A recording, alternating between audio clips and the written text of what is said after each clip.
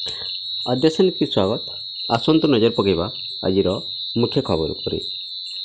सांबादिकों को आक्रमण घटन में युव सांबादिक संघ पक्षर पाटनागढ़ आरक्षी अधिकारी को दाबी प्रदान।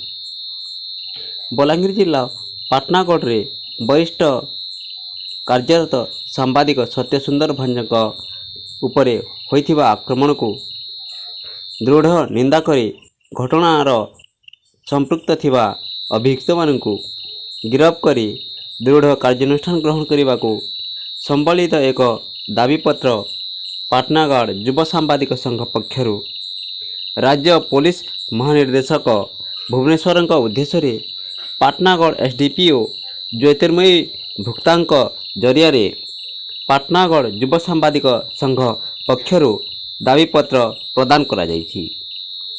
संघर कार्यालय ठारे सभापति करुणाकर बुड़ेकंक नेतृत्व में बाहरी पाटनागढ़ पुलिस आरक्षी अधिकारी कार्यालय को पहुंची दाबी प्रदान करथिले। एथिरे संपादक विमल बाग, कोषाध्यक्ष घन भोई, उपसभापति गोरेखनाथ बरिहा, उपदेष्टा जगदीश भोई, सदस्य लावण्य पुरोहित, ललित मलिक, प्रतीश रंजन खमारी, शेषाधिक देव सिंह नायक, दुर्योधन बर्गे, चंद्रशेखर बरिहा, सन्यासी नायक, सुदाम बुड़ेक प्रमुख उपस्थित थिले।